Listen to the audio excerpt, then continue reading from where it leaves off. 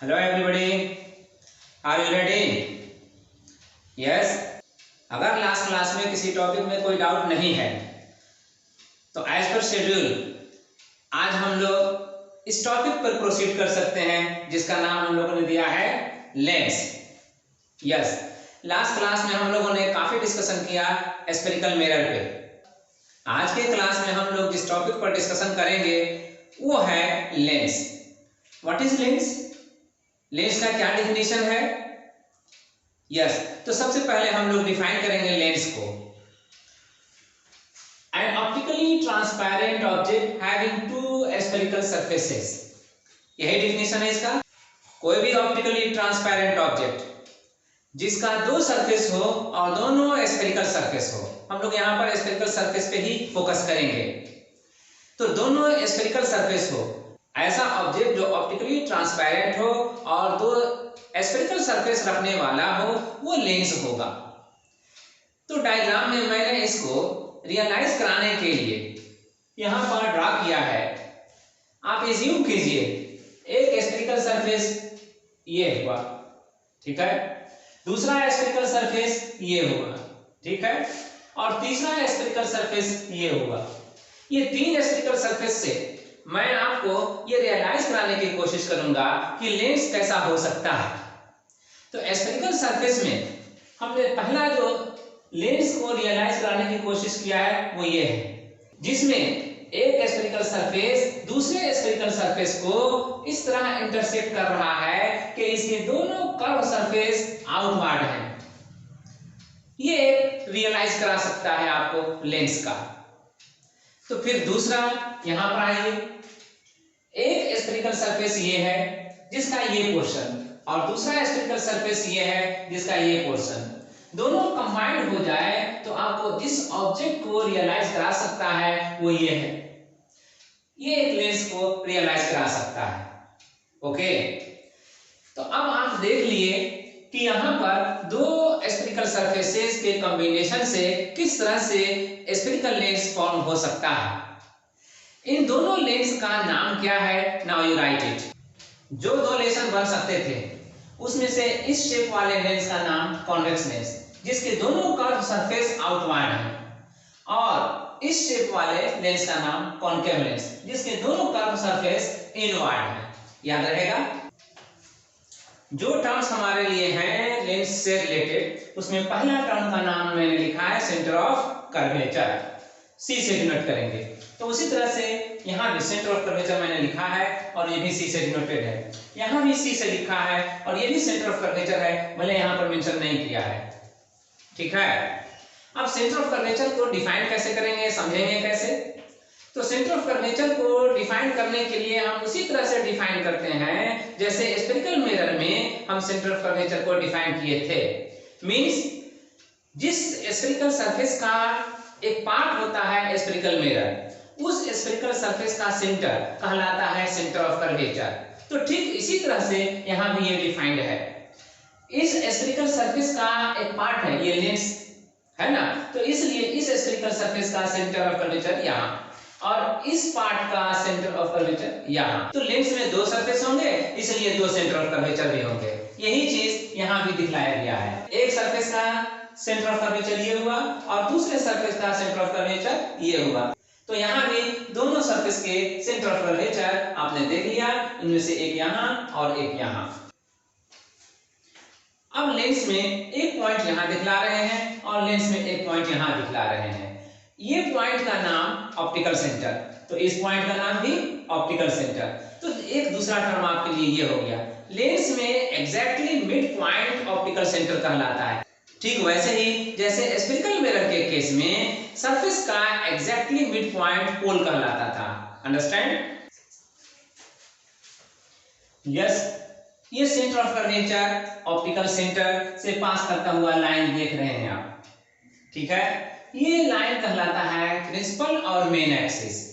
तो वैसे ही इस लेंस के लिए भी ये सेंटर ऑफ कर्वेचर और ये ऑप्टिकल सेंटर से पास करता हुआ ये लाइन पास कर रहा है, तो ये भी लाइन कहलाएगा मेन एक्सिस या प्रिंसिपल एक्सिस। ये प्रिंसिपल एक्सिस का डिफिनेशन वैसे ही है जैसे स्फेरिकल मिरर के केस में था। वहां पर सेंटर ऑफ कर्वेचर और पोल से होकर जो पास करता था लाइन, उसे हम लोगों ने मेन एक्सिस या प्रिंसिपल एक्सिस का नाम दिया था। यहाँ पर दोनों सेंटर ऑफ कर्वेचर से होकर पास करते हुए जो लाइन होगा वो होगा मेन एक्सिस। उसी मेन एक्सिस पर ये ऑप्टिकल सेंटर है और यहाँ भी उसी मेन एक्सिस पर ऑप्टिकल सेंटर है, ये आप देख रहे हैं। It's okay. नेक्स्ट टर्म के लिए हमने यहाँ पर नाम दिया है रेडियस ऑफ कर्वेचर आर से, और इसका नाम इस लाइन सेगमेंट के लिए दिया है, देख रहे हैं आप। तो ये line segment radius of curvature कहलाएगा। उसी तरह से इस लेंस के केस में इस लाइन सेगमेंट को रेडियस ऑफ कर्वेचर का नाम दिया गया है, ठीक है। ये line segment centre of curvature और लेंस के एक सरफेस, जो ये आप देख रहे हैं ये सरफेस, इस सरफेस के किसी भी पॉइंट से मिलाने वाला लाइन सेगमेंट है। तो ये line segment radius of curvature है। वैसे ही आप कह सकते हैं कि इस पॉइंट से इस सरफेस के इस पॉइंट को मिलाने वाला लाइन सेगमेंट भी इसका रेडियस ऑफ कर्वेचर होगा, ठीक। तो वैसे ही यहाँ भी जो लाइन सेगमेंट ये आप देख रहे हैं इस सरफेस के लिए रेडियस ऑफ कर्वेचर, उसी तरह से इस सेंटर ऑफ कर्वेचर को इस सरफेस के इस पॉइंट से मिला हुआ देख रहे हैं, तो ये लाइन सेगमेंट भी रेडियस ऑफ कर्वेचर होगा। नेक्स्ट टर्म का नाम हमने फोकस रखा है और डिनोट कर रहे हैं एफ से। यहाँ पर आप देख रहे हैं F1 नाम दिया गया है फोकस को। तो ये फोकस का नाम F1 है इसलिए कि ये इस सरफेस के लिए फोकस है और इस सरफेस के लिए फोकस यहाँ है F2। तो इसी तरह से इस लेंस में आइए, तो इस लेंस में इस सरफेस का फोकस ये है F1 और इस सरफेस का फोकस ये है F2। तो दो सरफेस, दो सेंटर ऑफ कर्वेचर, दो फोकस। फोकस का डिफिनेशन वैसे ही है जैसे स्फेरिकल मिरर में दिया गया था। क्या डिफिनेशन था वहां? मेन एक्सिस के पैरेलल अगर incident ray of light mirror पे आता है तो रिफ्लेक्ट होने के बाद वो मेन एक्सिस के ही किसी डिफिनिट पॉइंट से होकर पास करता है या उस डिफिनिट पॉइंट से होकर आता हुआ अपीयर होता है। तो वो पॉइंट जो डिफिनिट पॉइंट है वो फोकस कहलाता है। ठीक वैसे ही डिफिनेशन यहाँ भी है। लेंस के केस में मेन एक्सिस के पैरेलल आने वाला incident ray of light refraction के बाद, वहां रिफ्लेक्शन था और यहाँ रिफ्रैक्शन होगा, ओके। तो रिफ्रैक्शन के बाद मेन एक्सिस के ही एक डिफिनिट पॉइंट से होकर पास करेगा, वो डिफिनिट पॉइंट फोकस होगा, या फिर मेन एक्सिस के ही किसी डिफिनिट पॉइंट से होकर आता हुआ अपीयर होगा, वो डिफिनिट पॉइंट भी फोकस होगा। अब आइए इस लेंस के केस में मेन एक्सिस के parallel incident ray of light अगर लेफ्ट टू राइट आ रहे हैं तो फिर रिफ्रैक्शन के बाद इस फोकस से होकर पास करेगा जिसका नाम आप देख रहे हैं F2। और अगर राइट साइड से इंसिडेंट रे ऑफ लाइट लाया जाए तो मेन एक्सिस के पैरेलल होने की वजह से वो रिफ्रैक्शन के बाद इस पॉइंट फोकस से जो F1 है उससे पास करेगा। अंडरस्टैंड?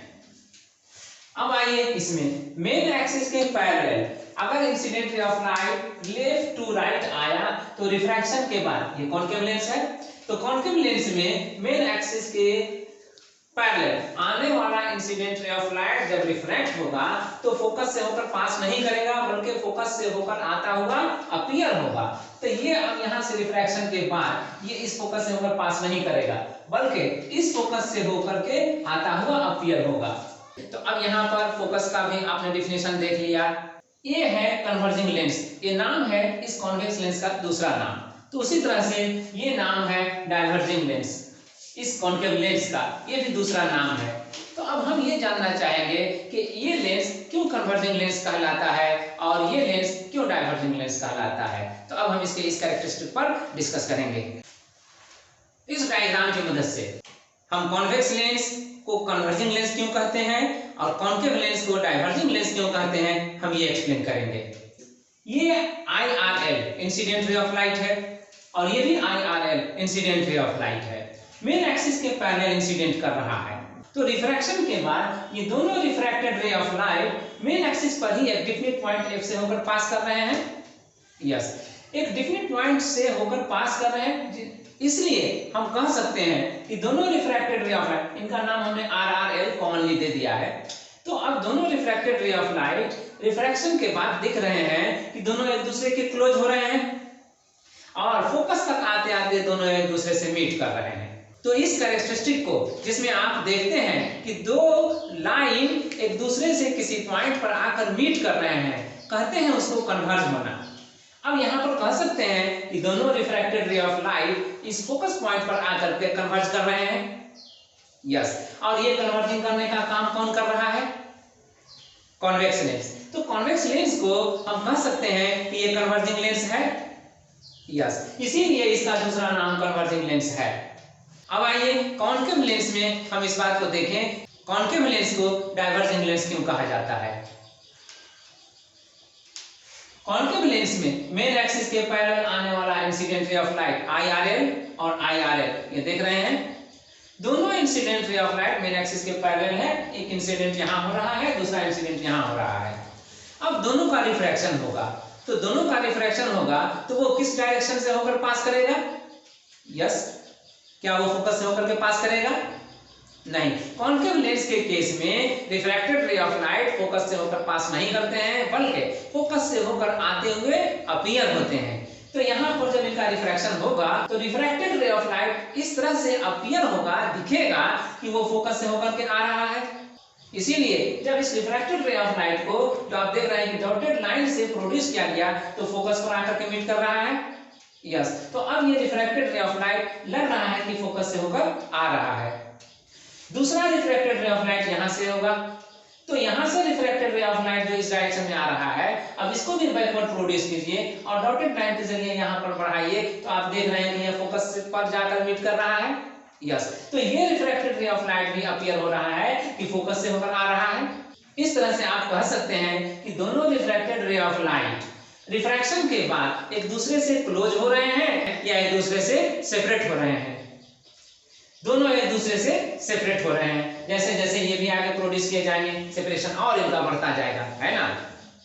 अगर ये बढ़ता जाएगा तो एक दूसरे से सेपरेट होने का जो कैरेक्टरिस्टिक है उसको कहते हैं डाइवर्ज होना। और अब ये डाइवर्ज कराने का काम कौन कर रहा है? Concave lens. इसीलिए कॉन्केव लेंस का दूसरा नाम डाइवर्जेंट लेंस दिया जाता है। तो अब आप समझ गए कि कॉन्केव लेंस को क्यों कहा जाता है डाइवर्जेंट लेंस। यस, अब इससे पहले कि हम एक दूसरे पॉइंट की तरफ बढ़े, यहाँ पर एक पॉइंट मैं पॉइंट आउट करना चाहूंगा, और वो पॉइंट है कि जिस तरह से हमने यहाँ कॉन्वेक्स लेंस में IRL दो IRL लिया है। यस, तीसरा IRL हम मेन एक्सिस के अलोंग ले सकते भी हैं। अगर हम मेन एक्सिस के अलोंग लेंगे तो ये IRL ऑप्टिकल सेंटर से होकर के पास करेगा। यस, यहाँ भी हम ले सकते थे IRL, यस, मेन एक्सिस के अलोंग ले सकते थे, तो वो IRL भी इस ऑप्टिकल सेंटर से होकर के पास करने वाला होता। यस, इसके लिए रूल है कि जो IRL ऑप्टिकल सेंटर से होकर पास करने वाला होगा उसका रिफ्रैक्शन विदाउट डेविएशन होगा। Understand? The incident ray of light through the optical center gets refracted without deviation. तो अब यहाँ पर उस रूल के अकॉर्डिंग जो रे ऑफ लाइट इस मेन एक्सिस के अलोंग आएगा वो ऑप्टिकल सेंटर से होकर तो पास करेगा ही। यस, तो फिर इसमें रिफ्रैक्शन विदाउट डेविएशन होगा। तो अब देखिए ये भी IRL जब रिफ्रैक्ट हुआ यहाँ से तो फिर ये स्ट्रेट वे में हुआ, लेकिन जा तो रहा है फोकस से ही। यस, तो इस तरह से तीनों रिफ्रैक्टेड रे ऑफ लाइट रिफ्रैक्शन के बाद इस पॉइंट पर मीट कर रहे हैं, कन्वर्ज कर रहे हैं, और इसलिए वो जो कैरेक्टरिस्टिक था कन्वर्ज होने का वो यहाँ पर अभी भी मेंटेन है। अगर वही रूल यहाँ पर लें तो यहाँ पर मेन एक्सिस के अलोंग ये भी IRL लिया जा सकता है, मेन एक्सिस के अलोंग ये भी IRL लिया जा सकता है। जैसे आप यहाँ पर लिए थे वैसे ही यहाँ भी ले लीजिए। अगर ये IRL है तो रिफ्रैक्शन के बाद ये ऑप्टिकल सेंटर से होकर पास करेगा ना। यस, तो ऑप्टिकल सेंटर से होकर पास करेगा, इंसिडेंट कर रहा है इसलिए, तो फिर विदाउट डेविएशन रिफ्रैक्ट होगा। यस, तो ये इसी डायरेक्शन में रिफ्रैक्ट हो जाएगा। तो ये भी RRL हो गया। तो अब रिफ्रैक्शन के बाद ये RRL, ये RRL और ये RRL, तीनों RRL एक दूसरे के क्लोज हो रहे हैं या एक दूसरे से सेपरेट हो रहे हैं? सेपरेट हो रहे हैं। तो फिर जो डाइवर्ज करने का कैरेक्टरिस्टिक था वो अभी भी मेंटेन्ड है या अनमेंटेन्ड हो गया? अभी भी मेंटेन्ड है।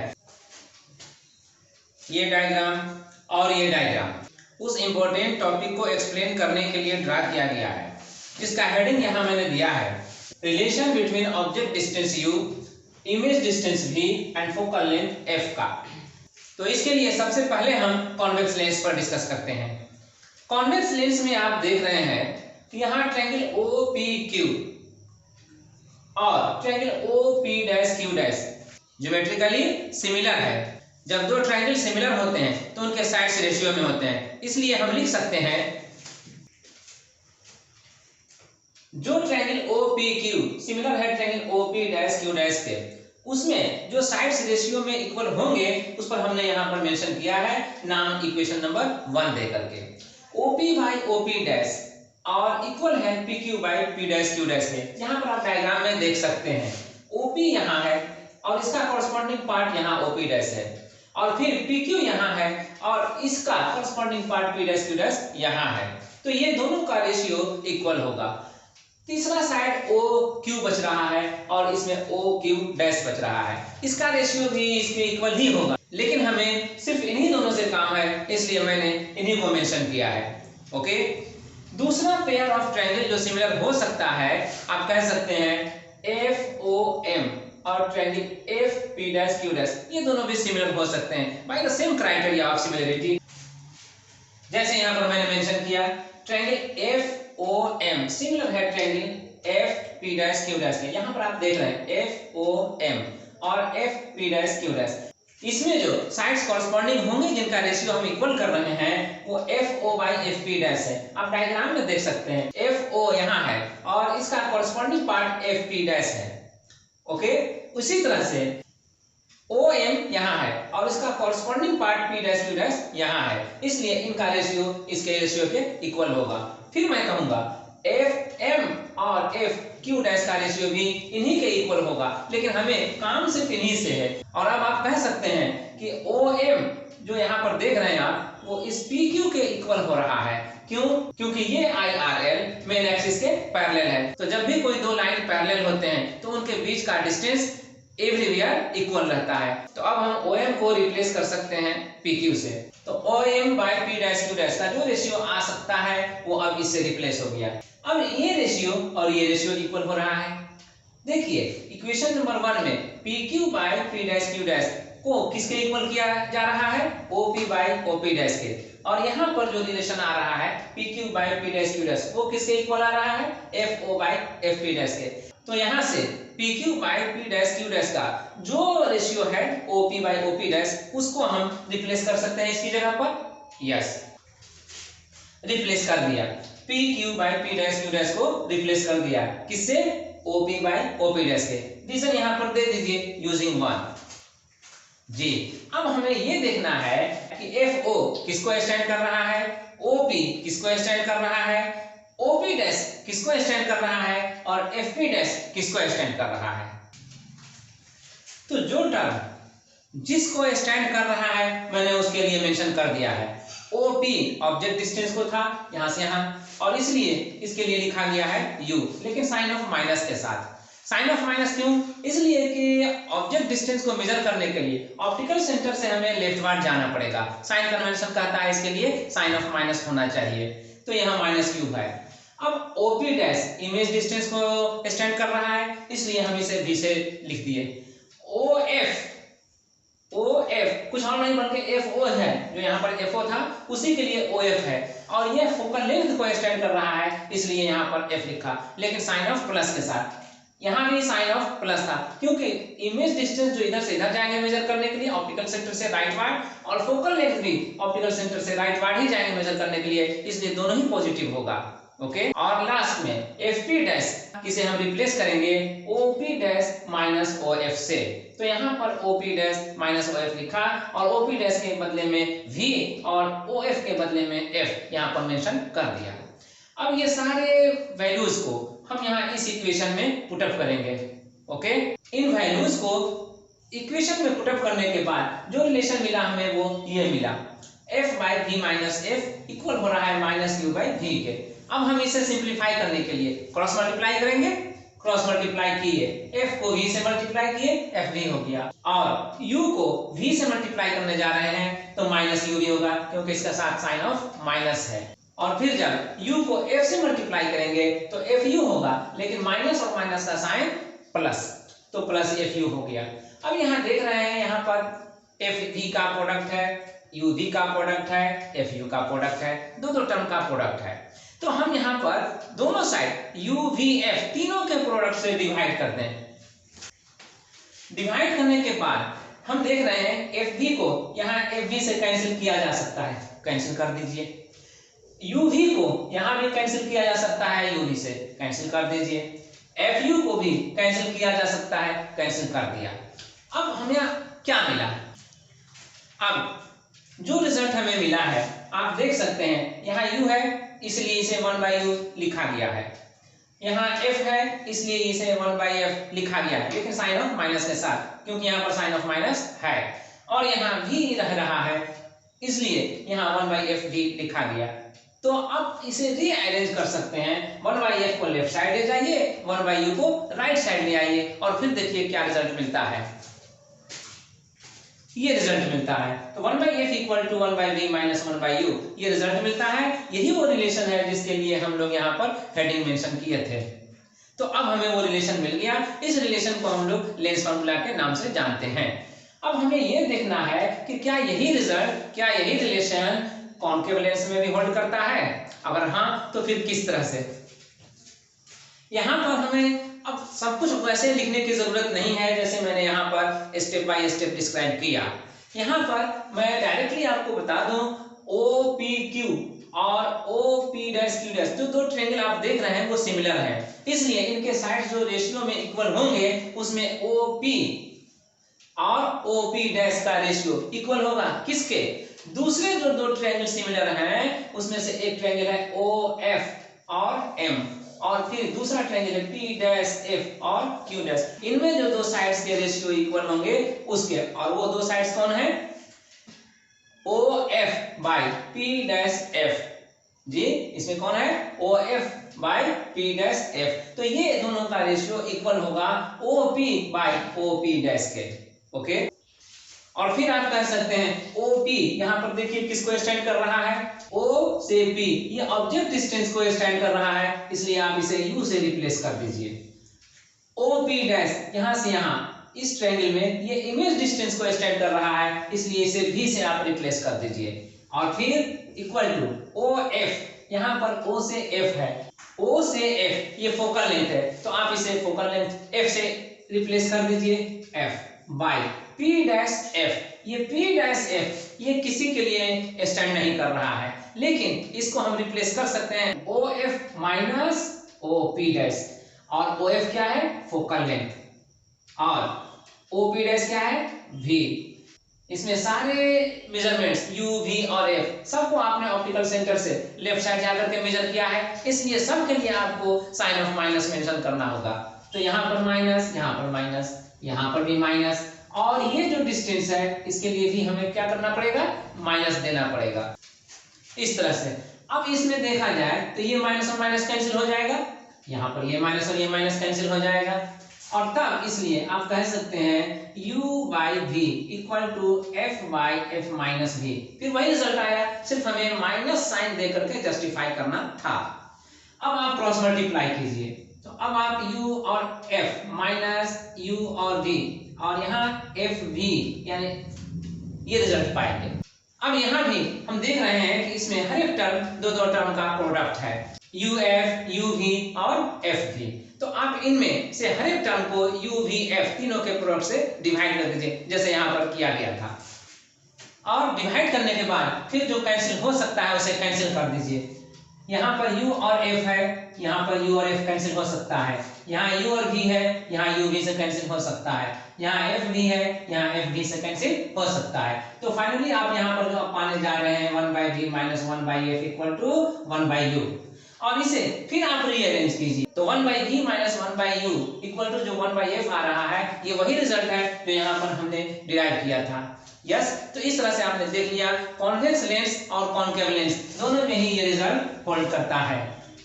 अब चलते हैं इसके बाद एक और इम्पोर्टेंट टॉपिक मैग्निफिकेशन को अंडरस्टैंड करने के लिए। मैग्निफिकेशन से हम लोग ऑलरेडी फैमिलियर हैं, हम लोगों ने इसके बारे में डिस्कशन किया था स्फेरिकल मिरर के केस में भी। यस, वहां पर क्या डिफिनेशन था? मैग्निफिकेशन को हम लोगों ने डिफाइन किया था size of image divided by size of object से। Size of image divided by size of object को हम लोग यहाँ पर मैग्निफिकेशन डिफाइन कर रहे हैं। तो इसलिए अब साइज ऑफ इमेज को हम लोग लिखेंगे, रिप्लेस करेंगे HI से, और साइज ऑफ ऑब्जेक्ट को हम लोग लिखेंगे, रिप्लेस करेंगे HO से। अब डायग्राम में देख लीजिए, यहाँ पर HI जो यहाँ पर इमेज है उसके लिए स्टैंड कर रहा है, और यहाँ पर HO PQ ऑब्जेक्ट का साइज है उसको स्टैंड कर रहा है। Yes, is it clear? तो अब हम इसे देखना चाहेंगे कि ये मैग्निफिकेशन U और V के साथ किस तरह से रिलेट होता है। तो ज्योमेट्रिकली हम लोग ये देख ही चुके हैं कि ट्रायंगल OP' और ट्रायंगल OPQ सिमिलर है।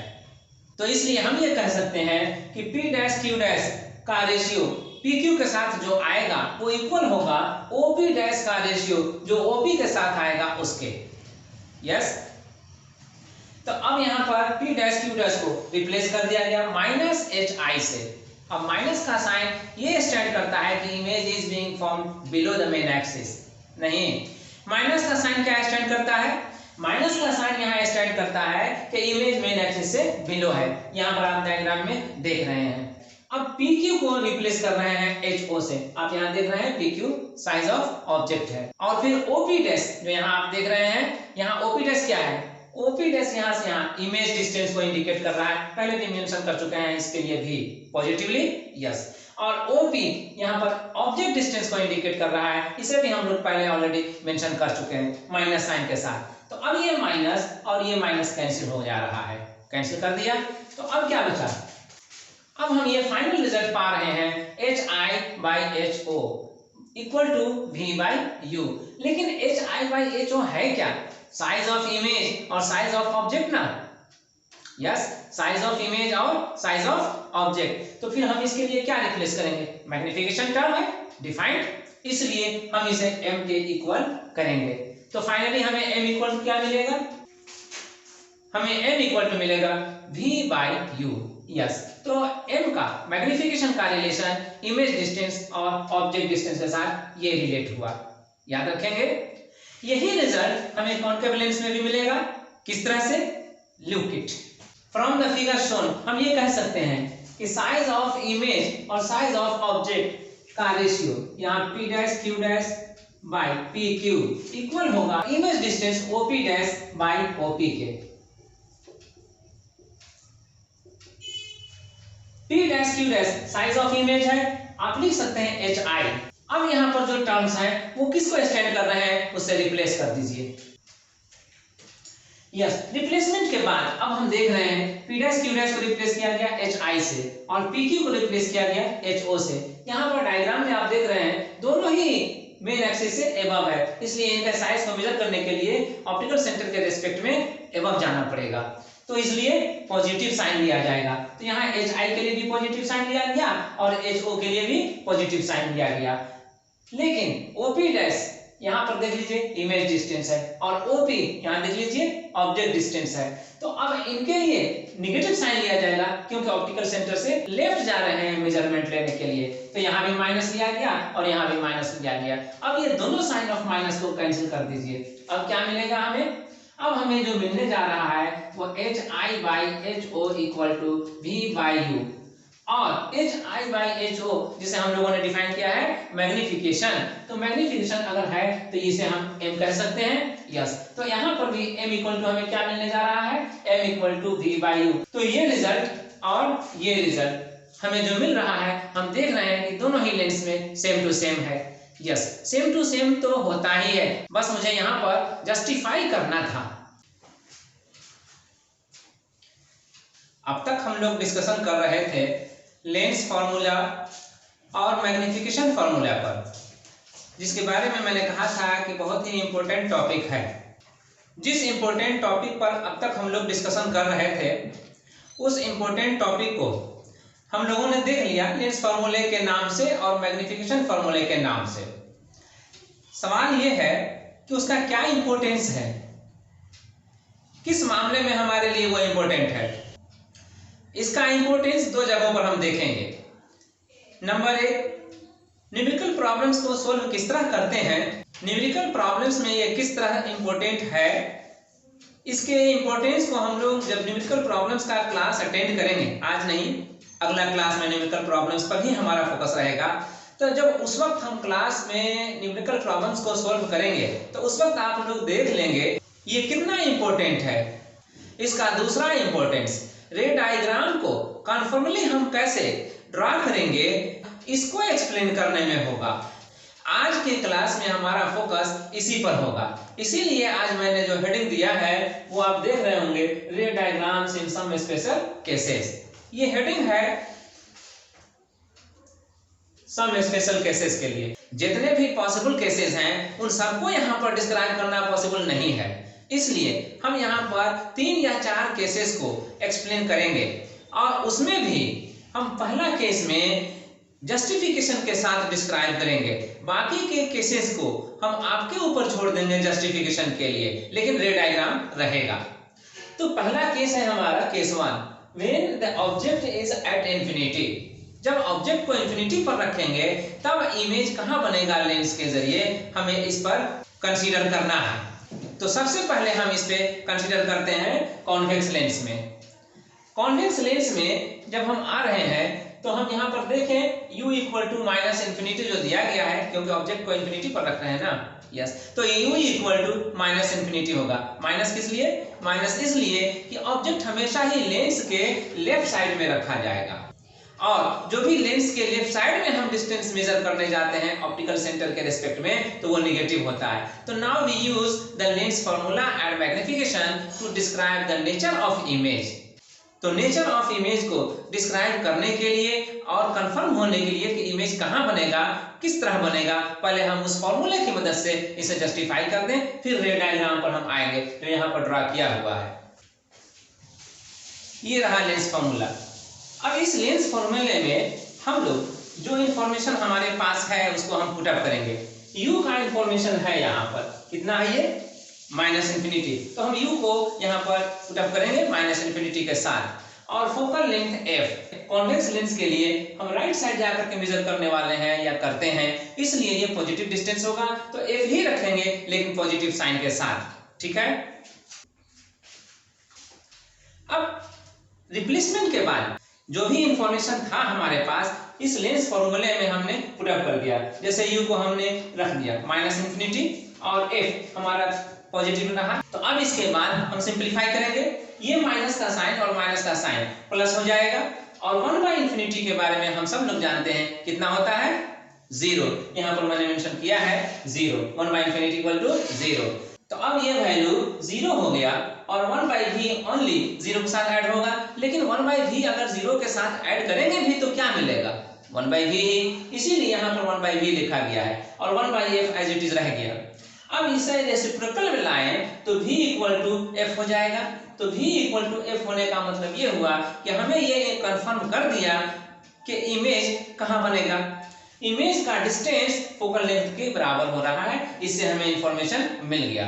तो पहला हमारा पोजीशन ऑफ इमेज कहाँ होगा इसका हमें पता चल गया इस फॉर्मूले से, यस। अब हमें यह जानना है कि इमेज किस नेचर का होगा, मींस रियल होगा, वर्चुअल होगा, इन्वर्टेड होगा, इरेक्ट होगा, स्मॉलर होगा, लार्जर होगा, यही ना, यस। तो अब हम इस पर डिस्क्राइब करेंगे और इसका इंफॉर्मेशन हमें मैग्निफिकेशन से मिलेगा। अब देखिए मैग्निफिकेशन का फॉर्मूला हमारे पास क्या है, m equal to v by u। तो m equal to v by u में हम m को रिप्लेस कर सकते हैं हाइट ऑफ इमेज और हाइट ऑफ ऑब्जेक्ट के रेशियो से। सो यहाँ पर hi बाई ho हमने लिख दिया और v बाई u यहाँ लिखा। अब हमारे लिए इमेज डिस्टेंस और ऑब्जेक्ट डिस्टेंस ये हमारे लिए इंफॉर्मेशन चाहिए। तो इमेज के लिए तो हम यहाँ पर क्या ड्राइव किए थे, इमेज का पोजीशन कहाँ हो रहा है, फोकल लेंथ के बराबर। तो v को हम रिप्लेस करेंगे f से, और u को हम किससे रिप्लेस करेंगे, u के लिए तो हमारे पास ये इंफॉर्मेशन है ही माइनस इंफिनिटी। तो now you put it, v को हमने रिप्लेस कर दिया f से और u को रिप्लेस कर दिया माइनस इंफिनिटी से। अब इसके वैल्यू पर अभी हम कंसीडर ना करें, लेकिन साइन पर कंसीडर करें। इसका साइन नेगेटिव है और ये साइन में पॉजिटिव है, तो इसका रिजल्ट किस साइन के साथ आएगा? इसका रिजल्ट पॉजिटिव या निगेटिव? निगेटिव। तो ये निगेटिव साइन के साथ आया। Yes, you are right. तो अब अगर निगेटिव साइन के साथ आएगा तो HI/HO निगेटिव हुआ। यस, तो अब HI/HO निगेटिव हुआ, इसके माने क्या हुआ? HI/HO अगर निगेटिव हो रहा है, इसके माने ये हुआ कि HI निगेटिव होगा। इसके माने क्या हुआ? इसके माने ये हुआ कि इमेज जो भी है वो मेन एक्सिस के रेस्पेक्ट में डाउन है, बिलो है, नीचे, इसीलिए निगेटिव हो रहा है। यस, हर वो इमेज जो मेन एक्सिस से बिलो होगा जी और ऑब्जेक्ट मेन एक्सिस से अबव होगा तो उसमें वो इन्वर्टेड होगा। अब रियल होगा या वर्चुअल, अब हमें ये देखना है। तो रियल इमेज वो कहलाता है जो एक्चुअली इंटरसेक्शन ऑफ रिफ्रैक्टेड रे ऑफ लाइट से बनता है। अब यहाँ पर हमें पता कैसे चलेगा कि वो एक्चुअली रिफ्रैक्टेड रे ऑफ लाइट के इंटरसेक्शन से बन रहा है इमेज? जी, पता चलेगा। अभी हमने v इक्वल टू क्या लाया था? v equal two means image distance focal length के इक्वल लाया था, यही था। तो अब अगर यही था तो f पॉजिटिव है, कॉन्वेक्स लेंस के लिए f पॉजिटिव होता है, तो इमेज डिस्टेंस क्या होगा? वो भी पॉजिटिव होगा। अगर वो भी पॉजिटिव हुआ तो फिर इमेज लेंस के लेफ्ट साइड बनेगा या राइट साइड बनेगा? पॉजिटिव डिस्टेंस हम जितना भी मेजर करते हैं वो ऑप्टिकल सेंटर से राइट साइड जाकर मेजर करते हैं, इसलिए जो भी पॉजिटिव आ रहा है वो हमें राइट जाकर मेजर करना पड़ रहा है। इमेज डिस्टेंस भी यहाँ पॉजिटिव आ रहा है, इसलिए हमें इसके लिए भी राइट जाना पड़ेगा। तो ऑप्टिकल सेंटर से जब राइट जाएंगे तब इमेज बनेगा, तो फिर यहाँ पर इमेज रियल होगा। तो इस तरह से इमेज का नेचर हमने यहाँ पर देख लिया। पोजीशन कहाँ होगा ये भी देख लिए, इरेक्ट होगा, इन्वर्टेड होगा, ये भी देख लिए। तो अब साइज ऑफ इमेज पर भी देख लीजिए। साइज ऑफ इमेज के लिए फिर हम यहाँ पर आएंगे जो कह रहा है f/-infinity। अब यहाँ पर साइन पर कंसीडर नहीं करेंगे, अब हम वैल्यू पर कंसीडर करेंगे। वैल्यू हमारा आ रहा है HI/HO के लिए 0। क्यों? क्योंकि इन्फिनिटी से अगर हम फोकल लेंथ तो एक डिफिनिट लेंथ है ना, किसी भी डिफिनिट लेंथ में अगर इन्फिनिटी से हम डिवाइड करेंगे तो 0 आएगा, और 0 आने का मतलब ये हुआ HI/HO का वैल्यू 0। तो फिर अब HI का वैल्यू निकालने के लिए हम HO को राइट साइड लाएंगे, लाइए, क्या पाएंगे? 0। HI अगर 0 आ रहा है इसका मतलब ये हुआ कि इमेज का साइज या तो नहीं होगा, बिल्कुल पॉइंट साइज होगा, या फिर अगर होगा भी तो इतना स्मॉलर होगा कि जिसका साइज ऑब्जेक्ट के साइज के रेस्पेक्ट में नेग्लिजिबल मान लिया जाए, उसको कंसीडर ही नहीं किया जाए। जी, तो यहाँ पर जो भी हो ऑब्जेक्ट का साइज के रिस्पेक्ट में इमेज का साइज स्मॉलर है और इतना स्मॉलर कि उसको नेग्लिजिबल मान लें, या वाकई में इमेज पॉइंट साइज ही बनता है, दोनों ही सूरतों में यहाँ पर HI 0 दे रहा है। तो जो भी इमेज इस साइज के बराबर में बनता है उसको कहते हैं highly diminished. Nature of image describe कर दिया। अब ये कॉन्वेक्स लेंस में जो कुछ भी था आपने समझ लिया। अब कॉन्केव लेंस में हम लेंस फॉर्मूले को यूज करें और इसमें जो इमेज बन सकता है उसको हम समझ लें। अब इस लेंस फॉर्मूले में जो भी इंफॉर्मेशन हमारे पास है पुट अप कर दें और फिर देखें कि इमेज के बारे में हमें क्या इंफॉर्मेशन मिलता है। U के बारे में हमारे पास जो इंफॉर्मेशन है वो यही है। अब इन्फिनिटी पर रखा गया है तो U को हम रिप्लेस करेंगे -इन्फिनिटी से, और फोकल लेंथ को जो कि कॉन्केव लेंस के लिए फोकल लेंथ ऑप्टिकल सेंटर से लेफ्ट जाकर मेजर करने की बात होती है, इसलिए वो नेगेटिव माना जाएगा। तो फिर F को रिप्लेस करेंगे माइनस साइन के साथ। अब ये माइनस और ये माइनस क्या हो सकता है? प्लस, तो ये प्लस कर दीजिए और 1/इन्फिनिटी बचेगा। 1/इन्फिनिटी का वैल्यू क्या होगा? हम लोगों ने यहाँ पर क्या देखा था? 0। तो 0 देखा था तो 1/v प्लस 0 यहाँ पर लिख सकते हैं और तब इक्वल टू -1/f। अब इसके बाद 1/v को 0 के साथ ऐड कीजिए तब भी 1/v ही रहेगा जी, नहीं ऐड कीजिए तब भी 1/v ही रहेगा। तो इफेक्ट जो हुआ 1/v मैंने लिख दिया। अब 1/v इक्वल टू क्या आएगा? -1/f। अब 1/f आ रहा है माइनस में, तो इसको रेसिप्रोकल करेंगे तो v इक्वल टू क्या मिलेगा? यस, v इक्वल टू हमें मिलेगा -f। तो अब इससे क्या इंफॉर्मेशन मिला? इमेज डिस्टेंस, जहां इमेज बनेगा वहां तक का distance, image distance focal length के बराबर हो रहा है जी। इसका मतलब ये हुआ कि इमेज फोकस पर ही बनेगा। साइन ऑफ माइनस ये इंडिकेट करता है कि वो लेंस के रेस्पेक्ट में लेफ्ट साइड जाकर बनेगा। यस, तो अब हमें जहां इमेज बनाना होगा हमें इस बात का ध्यान रखना पड़ेगा कि वो लेंस के लेफ्ट साइड में ही बन रहा है। तो अब आइए साइज ऑफ इमेज और नेचर ऑफ इमेज में, जिसमें इन्वर्टेड होगा या इरेक्ट होगा और रियल होगा कि वर्चुअल होगा, साइज में कैसा होगा हम देख लें। तो ये इंफॉर्मेशन हमें किससे मिलेगा? ये इंफॉर्मेशन हमें मिलेगा मैग्निफिकेशन से। मैग्निफिकेशन से हम लोग जानते हैं m equal to v by u, और मैग्निफिकेशन को हम रिप्लेस कर सकते हैं hi बाई ho से। अब hi बाई ho से रिप्लेस कर सकते हैं और इधर v बाई u है, तो v को अभी हम लोगों ने देखा है कैलकुलेट करके -f के बराबर आ रहा है, इसलिए v को रिप्लेस करेंगे -f से और u को रिप्लेस करेंगे -इंफिनिटी से। तो यहाँ पर माइनस और माइनस कैंसिल हो जाएगा। कैंसिलेशन के बाद माइनस और माइनस साइन को कैंसिल करने के बाद हमें क्या रिजल्ट मिला? f by infinity. अब f बाई इंफिनिटी अगर हमें मिला है तो हमें यहाँ पर दो इंफॉर्मेशन मिलने वाला है। इसका साइन क्या है जो हमें ये बता सकेगा कि इमेज इरेक्ट होगा या इन्वर्टेड होगा, और इसका वैल्यू क्या है जो हमें ये बता सकेगा कि size of image size of object के रिस्पेक्ट में कितना है। जहां तक साइन का मामला है ये पॉजिटिव और ये भी पॉजिटिव, तो ये रिजल्ट में आएगा पॉजिटिव।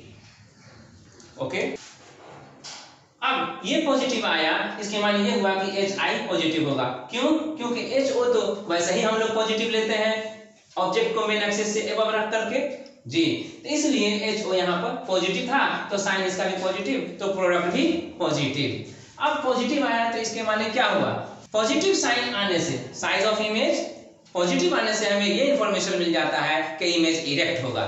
यस, अब ये इरेक्ट होने का इंफॉर्मेशन दे दिया। दूसरा इंफॉर्मेशन हमें ये भी देगा कि पॉजिटिव साइन आ रहा है। अगर मैग्निफिकेशन के लिए पॉजिटिव साइन आता है इसका मतलब ये होता है कि इमेज वर्चुअल बनता है, क्योंकि रियल इमेज में पॉजिटिव साइन नहीं आता है मैग्निफिकेशन के लिए। मैग्निफिकेशन के लिए नेगेटिव साइन आता है। यहाँ पर क्या आ रहा है मैग्निफिकेशन के लिए? पॉजिटिव साइन, इसलिए इमेज कैसा बनेगा? वर्चुअल। तो हमें वर्चुअल बनेगा और इरेक्ट बनेगा, इसका इंफॉर्मेशन दे दिया।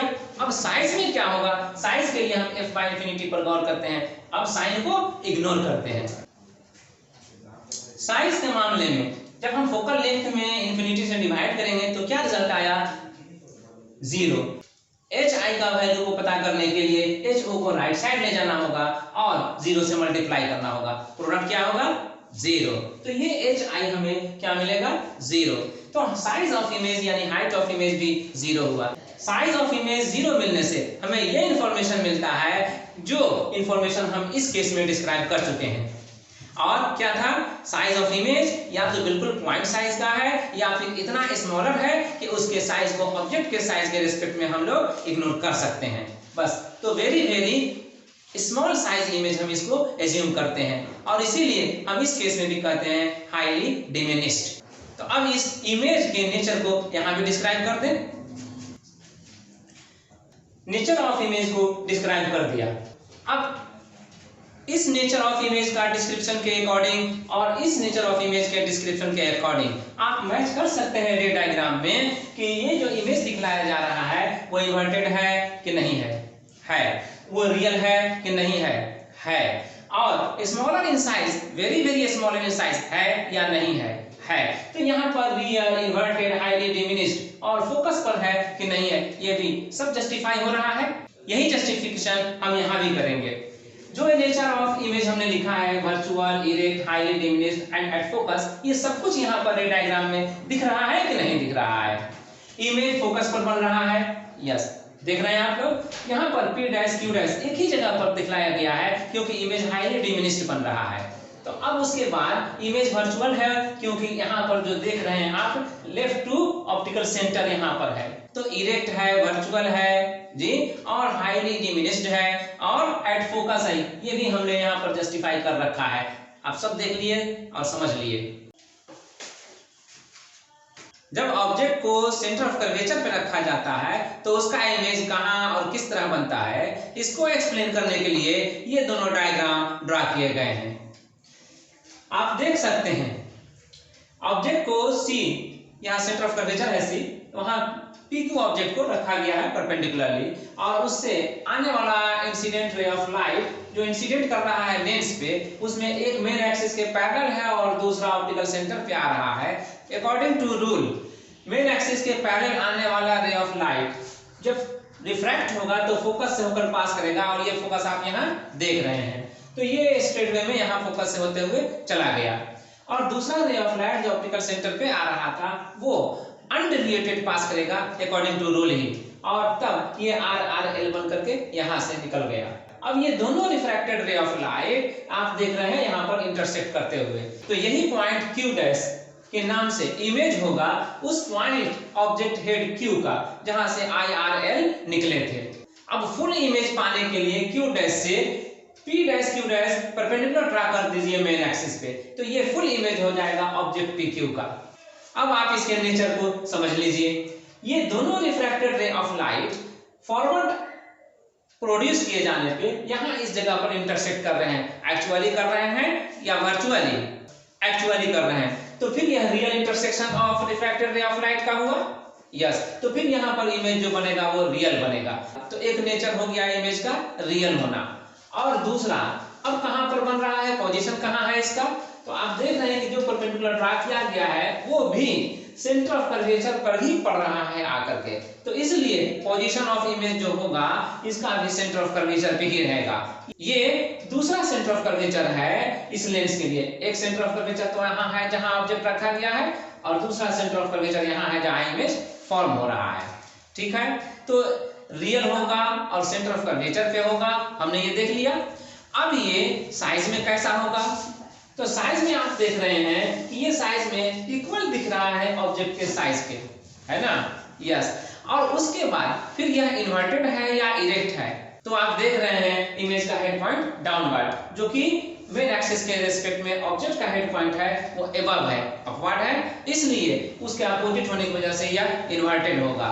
तो नेचर ऑफ इमेज में आपने सब कुछ देख लिया, और अब आप मैच कीजिए। जो मैंने कहा रियल, तो रियल बन रहा है यहाँ पर, इन्वर्टेड तो इन्वर्टेड आपने समझ लिया, इक्वल इन साइज, साइज में इक्वल दोनों बन रहा है, और एट सी पर ही पोजीशन ऑफ इमेज है। तो इतना तो आपने समझ लिया। ये था कॉन्वेक्स लेंस में जिस पर हमने डिस्कस किया।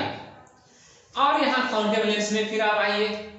कॉन्केव लेंस में जब आप यही ऑब्जेक्ट PQ को सेंटर ऑफ कर्वेचर पे रखा हुआ देख रहे हैं, तो इसके हेड Q से जो IRL निकल रहा है उसमें से एक मेन एक्सिस के पैरेलल है और दूसरा ऑप्टिकल सेंटर पे इंसिडेंट हो रहा है। ये देख रहे हैं, जो मेन एक्सिस के पैरेलल IRL है वो यहाँ से रिफ्रैक्ट हो रहा है इस डायरेक्शन में जी, अकॉर्डिंग टू रूल। अब ये रिफ्रैक्ट होने वाला RRL बैकवर्ड प्रोड्यूस किए जाने पे फोकस से होकर आता हुआ दिख रहा है। यस, और दूसरा इंसिडेंट रे ऑफ लाइट जो ऑप्टिकल सेंटर पर आया था वो अनडिविएटेड पास आउट कर जाएगा अकॉर्डिंग टू रूल ही, तो ये RRL अनडिविएटेड पास कर रहा है। अब ये दोनों RRL आगे प्रोड्यूस किए जाने पे इंटरसेक्ट नहीं करेंगे, क्योंकि आप देख रहे हैं दोनों के बीच का डिस्टेंस इंक्रीज कर रहा है। तो फिर इस रे ऑफ लाइट को बैकवर्ड प्रोड्यूस किए जाने पे आप देख रहे हैं इसके साथ वो यहाँ पर इंटरसेक्ट करता है। यस, तो यही पॉइंट इमेज हो जाएगा और इसका नाम रखा है Q डैश। अब ये Q डैश इमेज हो गया इस ऑब्जेक्ट हेड Q का। फुल इमेज पाने के लिए यहाँ से परपेंडिकुलर ड्रा कर दीजिए P डैश Q डैश, तो P dash Q dash full image हो गया ऑब्जेक्ट PQ का। अब आप यहाँ देख रहे हैं कि जो इमेज बन रहा है उसका नेचर हम किस तरह से डिस्क्राइब किए हुए हैं, आप मैच कर सकते हैं और जस्टिफाई भी कर सकते हैं। अब देखिए ये जो इमेज बना P डैश Q डैश, तो ये रिफ्रैक्टेड रे ऑफ लाइट के एक्चुअल इंटरसेक्शन से बना है या वर्चुअल इंटरसेक्शन से बन रहा है। एक्चुअली तो फॉरवर्ड किए जाने पर जब इंटरसेक्ट करता तब इंटरसेक्ट करता हुआ कहलाता। यस, तो यहाँ पर एक्चुअल इंटरसेक्शन नहीं हो रहा है, तो इमेज भी यहाँ पर रियल नहीं बन रहा है, ये वर्चुअल इमेज है। तो एक नेचर हो गया वर्चुअल का। दूसरा आइए, इमेज का हेड उसी साइड है जिस साइड ऑब्जेक्ट हेड दिख रहा है, तो ऐसा इमेज कहलाता है इरेक्ट। और अब ये कहाँ बन रहा है, इसका पोजीशन कहाँ है, तो इसका पोजीशन O और F के बीच में है, यानी ऑप्टिकल सेंटर और फोकस के बीच में कहीं पर है। एग्जैक्टली तो आपको डेटा रहेगा, उससे आप कैलकुलेट करेंगे तभी पता चल पाएगा। और उसके बाद अब साइज में क्या है, तो साइज में ऑफ कोर्स ऑब्जेक्ट का साइज से इमेज का साइज आपको स्मॉलर ही दिख रहा है। यही सारा कुछ यहाँ पर मैंने स्टेट किया हुआ है। अंडरस्टैंड? ये थर्ड केस है। थर्ड केस में ऑब्जेक्ट को रखा गया है फोकस पर, इसीलिए लिखा है यहाँ पर when the object is at F। और ऐसे में लेंस इमेज कहाँ बनाएगा, किस नेचर का बनाएगा, इसे डिस्क्राइब किया गया है। पहले आप समझ लें, जो फोकस पर रखा गया है ऑब्जेक्ट PQ को, यहाँ फोकस है लेंस का। अब जो ऑब्जेक्ट PQ को रखा गया है फोकस पे, तो यहाँ इसके हेड Q से जो IRL निकलने वाला है, देख रहे हैं, उसमें से एक मेन एक्सिस के पैरेलल यहाँ इंसिडेंट कर रहा है और दूसरा ऑप्टिकल सेंटर पे आ रहा है। जब पैरेलल आ रहा है तो यहाँ से रिफ्रैक्ट होगा, वो रिफ्रैक्टेड रे ऑफ लाइट फोकस से होकर पास करेगा according to rule, yes.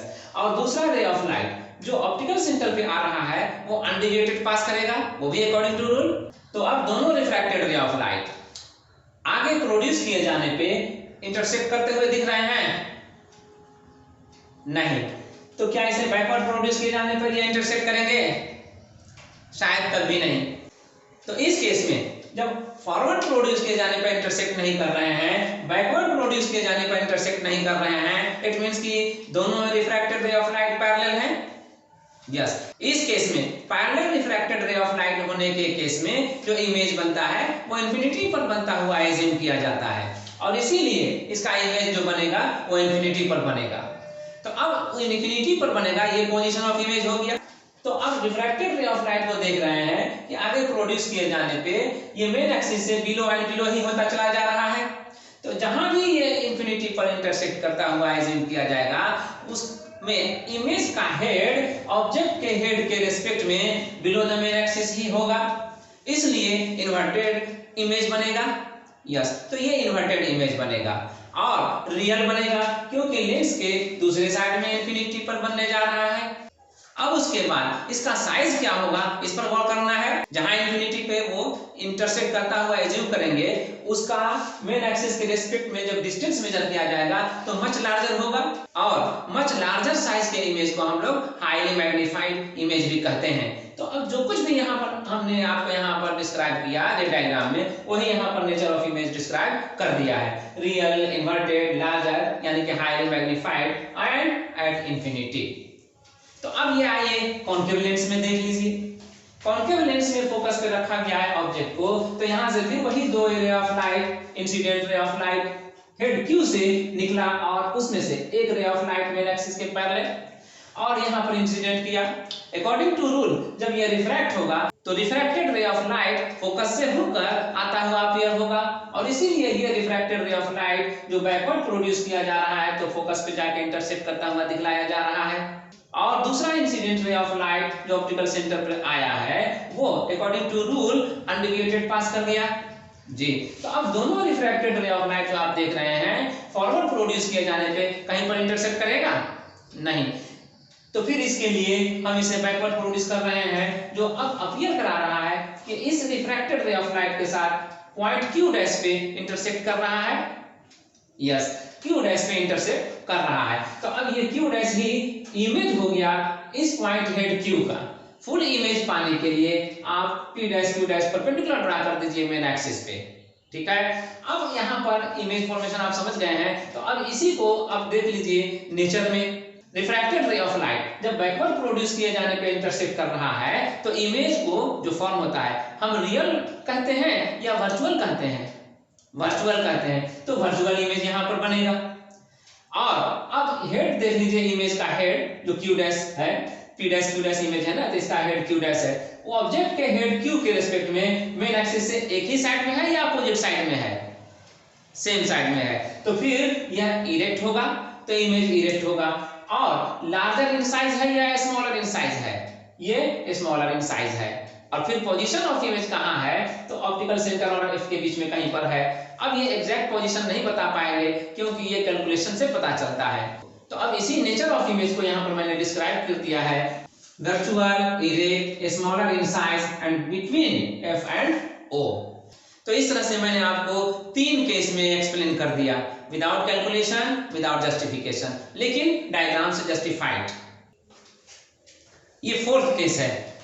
4th case में when the object is between F and O, focus और ऑप्टिकल सेंटर के बीच में अगर ऑब्जेक्ट को रखा जाए तो उसका इमेज कहां बनेगा। कॉन्वेक्स लेंस में देख लीजिए, यहाँ पर ये PQ ऑब्जेक्ट रखा गया है F और O के बीच में कहीं पर। एक IRL जो मेन एक्सिस के पैरेलल है यहाँ इंसिडेंट किया, अकॉर्डिंग टू रूल रिफ्रैक्ट होगा फोकस से। दूसरा incident ray of light optical centre पे आता हुआ दिख रहा है, तो ये अकॉर्डिंग टू रूल अनडिविएटेड पास करेगा। आप देख रहे हैं कि दोनों रिफ्रैक्टेड रे ऑफ लाइट के बीच का डिस्टेंस इंक्रीज कर रहा है फॉरवर्ड प्रोड्यूस करने पे, तो इसलिए ये इंटरसेक्ट नहीं कर पाएंगे। अब इसे बैकवर्ड प्रोड्यूस कराया गया है, तो ये यहाँ पर इंटरसेक्ट करते हुए अपीयर हो रहे हैं। यही पॉइंट इमेज होगा इस पॉइंट हेड Q का, इसलिए इसका नाम रखा Q डैश। अब P dash Q dash perpendicular draw कर दिया मेन एक्सिस पे, ताकि मेन एक्सिस पे जो ऑब्जेक्ट परपेंडिकुलर PQ है उसका फुल इमेज ये बता सके। अब देख लीजिए इसका क्या नेचर है। इसका नेचर में अब यहाँ पर पहली बार आपको मिल रहा है वर्चुअल इमेज। क्यों? इसलिए कि फॉरवर्ड प्रोड्यूस करने पे रिफ्रैक्टेड रे ऑफ लाइट इंटरसेक्ट करते हुए नहीं पा रहे हैं आप, इसलिए आपको बैकवर्ड प्रोड्यूस करना पड़ा जो यहाँ पर इंटरसेक्ट कर रहे हैं। तो बैकवर्ड प्रोड्यूस करने पे रिफ्रैक्टेड रे ऑफ लाइट वर्चुअली इंटरसेक्ट करता हुआ अंडरस्टैंड किया जाता है, इसलिए वो इमेज वर्चुअल होगा। तो ये वर्चुअल इमेज यहाँ पर नेचर में डिस्क्राइब कर दिया। अब यहाँ पर size of image size of object के रिस्पेक्ट में काफी लार्जर आप देख रहे हैं, इसलिए आप कह सकते हैं मैग्नीफाइड या लार्जर। और फिर ऑब्जेक्ट का हेड Q और इमेज का हेड Q दोनों मेन एक्सिस के वन साइड में ही है, अबव द मेन एक्सिस, इसलिए इमेज इरेक्ट माना जाएगा। तो यहाँ पर इमेज इरेक्ट डिस्क्राइब कर दिया है, और लार्जर तो आपको पहले ही बता चुके, ये डिस्क्राइब कर ही दिया है मैंने। अब इसका इमेज का पोजीशन कहाँ है, तो फोकस यहाँ है, फोकस और इंफिनिटी के बीच में कहीं पर भी ये इमेज हो सकता है। एग्जैक्ट पोजीशन इसका पता तभी चलेगा जब डेटा आपके पास रहेगा और मैथमेटिकली आप कैलकुलेट करेंगे। अब आइए इसके डिस्क्रिप्शन के बाद कॉन्केव लेंस में हम इस पर डिस्क्राइब करते हैं। तो कॉन्केव लेंस में जो ऑब्जेक्ट रखा गया है F और O के बीच में PQ, यहाँ से इसके हेड Q से दोनों IRL, ये और ये जो ऑप्टिकल सेंटर की तरफ आता हुआ दिख रहा है। यहाँ पर मैंने कंजस्टेड होने की वजह से इसको IRL नाम नहीं दिया है, लेकिन यह IRL है। तो अब दोनों में से ये जो मेन एक्सिस के पैरेलल आया है यहाँ पर इंसिडेंट कर रहा है, अकॉर्डिंग टू रूल जो रिफ्रैक्ट होगा तो फोकस से होकर के आता हुआ अपीयर होगा। ओके, अब दूसरा इंसिडेंट रे ऑफ लाइट जो ऑप्टिकल सेंटर पे आ रहा है वो भी अकॉर्डिंग टू रूल अनडिविएटेड पास करेगा। यस, तो अब दोनों रिफ्रैक्टेड रे ऑफ लाइट प्रोड्यूस किए जाने पर कहीं पर भी इंटरसेक्ट नहीं करेंगे, क्योंकि इनके बीच का डिस्टेंस भी आप देख रहे हैं इंक्रीज करता हुआ, इसलिए ये बैकवर्ड प्रोड्यूस किया गया है, जहां इसके साथ वो इंटरसेक्ट करता हुआ Q डैश पॉइंट पे दिख रहा है। तो Q डैश ही इस Q हेड का इमेज होगा। अब full image P dash Q dash होगा इस फुल ऑब्जेक्ट PQ का।